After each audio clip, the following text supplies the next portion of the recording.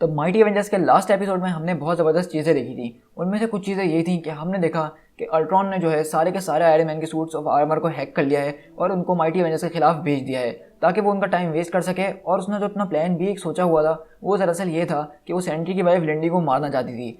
और इस तरह हम देखते हैं कि वो सेंट्री की वाइफ को मारने में कामयाब हो जाती है, क्योंकि जब सेंट्री वहाँ पे पहुँचता है तो उसकी वाइफ मरी हुई होती है। और अगली तरफ हम देखते हैं कि अल्ट्रॉन जो है एक न्यूक्लियर बेस के अंदर घुस चुका होता है और अब वो वहाँ से न्यूक्लियर मिसाइल्स को लॉन्च करने के लिए न्यूक्लियर कोड्स ढूंढ रहा होता है। अब आगे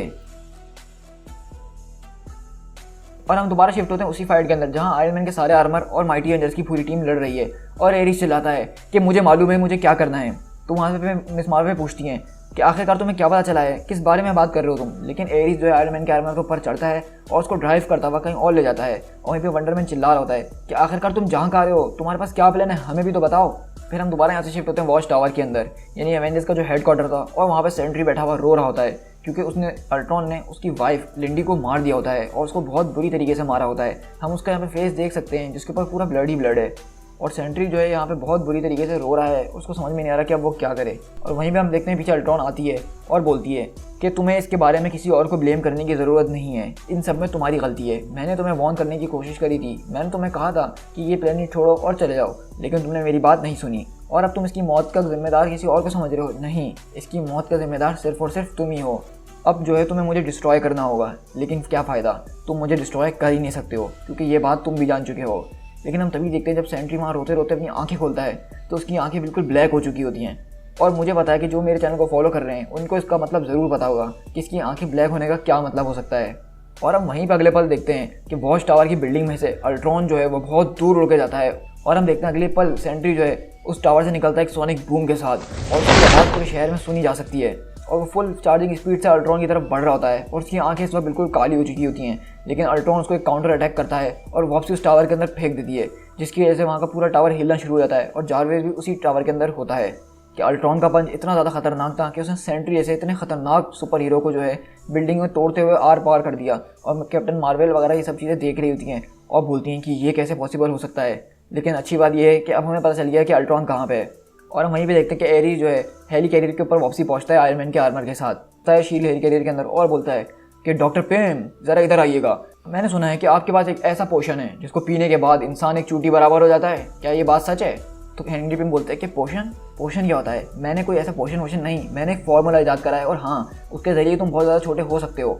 तो एरिस बोलता है क्या तुम कुछ ऐसा कर सकते हो जिसके ज़रिए उससे भी ज़्यादा छोटा हो जा सके?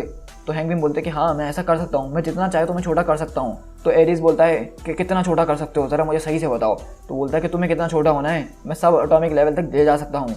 तो एरिस बोलता है कि हिंदी में बात करो, मुझे समझ में नहीं आ रही ये सब एटॉमिक क्या होता है। तो हैंक पिम बोलते हैं कि मैं तुमसे हिंदी में ही बोल रहा था। तो डॉक्टर पेम बोलते हैं कि मैं किसी चीज़ को इतना छोटा कर सकता हूँ कि वो इतनी छोटी होकर वहाँ पे फिट हो सकती है जिस चीज़ से हम बने हैं, मतलब हमारा फंडामेंटल पार्टिकल, यानी जो चीज़ तुमने अभी आज तक ज़िंदगी में देखी भी नहीं होगी, ना अपनी आंखों से देख सकते हो, मैं तुम्हें इतना छोटा कर सकता हूँ। क्या और कुछ मुझे तुम्हें एक्सप्लेन करने की ज़रूरत है? तो एरिस बोलता है कि तुम अब एक ऐसा हथियार बनाओगे जिसके अंदर तुम एक ऐसा वायरस डालो, एक ऐसी मशीन बनाओ और उसको छोटा कर दो, और साथ में मुझे भी छोटा कर दो ताकि मैं उसके अंदर जाऊँ और उस वायरस को उसके अंदर प्लांट कर दूँ, और इस तरह मैं उसको वहाँ पर उस वायरस को अनलीश कर दूँगा।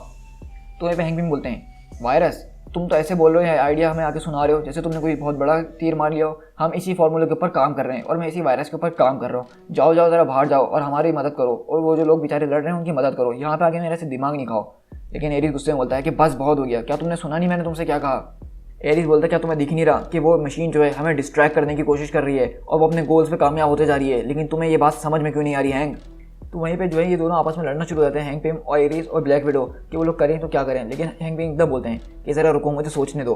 और हैंक पिम बोलते हैं कि मुझे एक कॉमोडोर 64 कंप्यूटर चाहिए। विडो बोलती क्या हमारे पास इतना एडवांस कंप्यूटर है, तुम्हें वो चाहिए? तो बोलता है कि हाँ, मुझे वही पुराने ज़माने का कंप्यूटर चाहिए, कॉमोडोर 64, और मुझे उसके ज़रिए कुछ काम करना है। और वो बोलते हैं एजेंट्स को कि कुछ भी करो और मुझे जल्दी से कॉमोडोर 64 कंप्यूटर ला के दो, मेरे पास एक आइडिया है। और हम दूसरी तरफ देखते हैं कि शील्ड हेली कैरियर की फ़ौरन उस वक्त लाइट आ जाती है।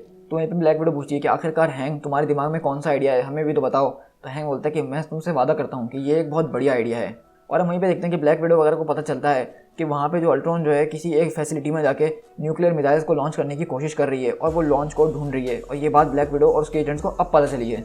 और मारी हेल वहाँ पे हम देखते हैं कि जो बेहोश हुई होती है वो उठती है और बोलती है कि इसका मतलब ये है कि अल्ट्रॉन का प्लान भी यही था। मतलब उसका प्लान ये था कि वो एवेंजर्स को डिस्ट्रैक्ट करे और लॉन्च कोड्स को ढूंढने में लग जाए। और तुम लोग को ये बात समझ में नहीं आई, लेकिन अब डिप्टी डायरेक्टर मारिया हिल जो कि मैं हूँ, इस शिप का और शील्ड का पूरा कमांड अपने हाथ में लेती हूँ, क्योंकि टोनी स्टार्क के बाद मैं ही संभाल सकती हूँ। तो जल्दी से मेरी बात सब सुनने लग जाओ और काम पे लग जाओ। हैंक पिम, तुम बताओ कहाँ तक पहुँचे। हैंक बोलता है कि मैं उस पर काम कर रहा हूँ। तो वहीं पर मारिया हिल बोलती है कि हैंक पिम को जिस चीज़ की ज़रूरत है उसको वो ला के दो फ़ौरन, और एरीज या फिर जो भी तुम्हारा नाम है तुम जाओ बाहर और जाके लड़ो, और वास्प को यहाँ पे वापसी भेजो, क्योंकि हम वास्प को ही भेज सकते हैं उसके अंदर ताकि वो उस वायरस को वहाँ पे प्लांट कर सके। लेकिन एरीज बोलता है कि नहीं, तुम लोग को मुझे भेजना होगा।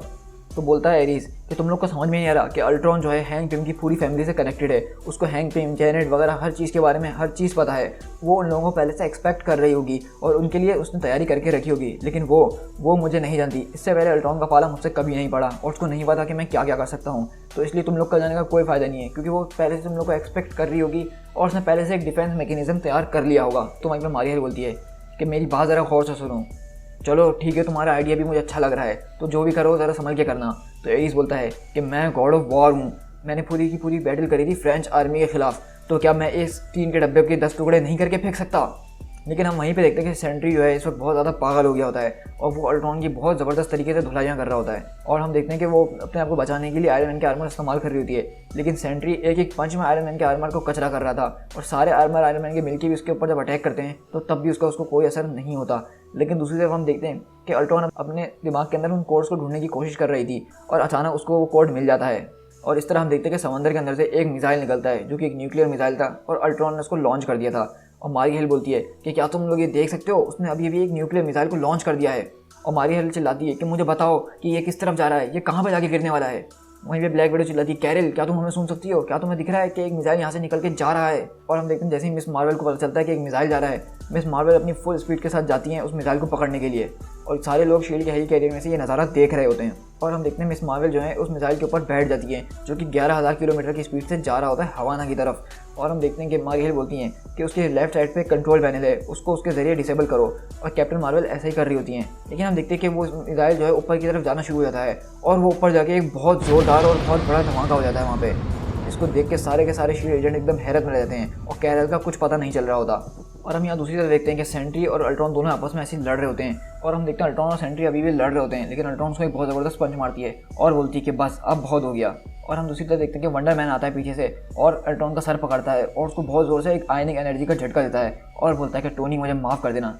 और वहीं पे वास बोलती है कि साइमन इसको जल्दी से शहर से बाहर लेके जाओ, इससे पहले कि यहाँ पे और बड़ा धमाका हो। लेकिन हम पीछे से देखते हैं कि एंड मैन यानी हैंक पिम यहाँ पे खुद आ जाते हैं एंड मैन के सूट के अंदर और वो चिल्लाते आते हैं कि अल्ट्रॉन। लेकिन हम दूसरी तरफ देखते हैं कि अल्ट्रॉन को जो झटका लग रहा होता है आयोनिक एनर्जी से वंडर मैन की, वो उसका एक रिवर्सल ढूंढती है और उल्टा हुआ एनर्जी उसके ऊपर ही ट्रांसफ़र कर देती है। और हम देखते हैं यहाँ पे हैंक पिम जो है हैंड मैन बन के उसके सामने आते हैं और बोलते हैं कि अल्ट्रॉन बस बहुत हो गया, मेरी बात ज़रा सुनो। और वो अल्ट्रॉन बोलती है कि आप मेरे बनाने वाले हैं, मैं आपको पहचानती हूँ। और वो बोलते हैं कि हम तुम्हारे आगे सरेंडर कर देंगे, हम तुमसे नहीं जीत सकते हैं, ये बात तुमने प्रूव कर दी है, हम तुम्हें वो लेने देंगे जो भी तुम्हें चाहिए। लेकिन इसके लिए तुम्हें हमें कम से कम कुछ टाइम तो देना होगा ना, ताकि हम अपने लोगों को सेफ्टी तक तो ले जा सके ना। उसके बाद जो तुम्हारी जी में है वो तुम करो, हम तुम्हें नहीं रोकने वाले, क्योंकि हमारे पास इतनी ताकत ही नहीं है। तो अल्ट्रॉन बोलती है कि हाँ, और मैं आपको भी कभी नहीं मारने वाली, क्योंकि आपने ही मुझे बनाया है, मैं सबको मार सकती हूँ लेकिन आपको नहीं। लेकिन अभी आपने देखा ना कि अगर आपने मुझे रोकने की कोशिश करी तो इस दुनिया का क्या हाल होगा। और हम पीछे से दूसरी तरफ देख रहे होते हैं जो आयरन मैन का बनाया हुआ रोबोट था स्टार टेक 9, वो यहाँ पे पीछे खामोशी से आ रहा होता है उसके ऊपर अटैक करने के लिए। और हम वहीं पे देखते हैं कि अल्ट्रॉन को इस बारे में पता चल जाता है कि उसके पीछे स्टार टेक 9 खड़ा हुआ है और वो पूछती है कि ड्रोन तुम यहाँ पे कैसे खड़े हो सकते हो, क्योंकि आयरन मैन के सारे ड्रोन्स के ऊपर तो मेरी प्रोग्रामिंग है और वो मेरे इशारों पर चल रहे हैं, लेकिन तुम कैसे बच के रह गए। और हम देखते हैं स्टार टेक 9 जो है अपने मुंह से एक छोटी सी चीज़ शूट करता है और वो सीधा अल्ट्रॉन के मुंह में जाती है। और अल्ट्रॉन को जैसी ये बात पता चलती है वो अपने एक हाथ के इशारे पे स्टार टेक 9 वाले आर्मर को पूरा बर्बाद करके रख देती है। लेकिन तभी अल्ट्रॉन का सिस्टम वार्निंग देना शुरू करता है और बोलता है कि Ultron interface virus detected, virus detected, virus detected. और अल्ट्रॉन बोलता है कि वायरस, मेरे अंदर वायरस कैसे आ सकता है। और हम तभी देखते हैं कि अल्ट्रॉन के मुंह के अंदर जो है एरीज गॉड ऑफ वॉर, उसको हैंक पिम ने अपने केमिकल के जरिए इतना छोटा कर दिया कि वो किसी की नज़र में भी नहीं आया और अब वो अल्ट्रॉन के मुंह के अंदर जा रहा है अपने पूरे आर्मर्स को लेके। To be continued.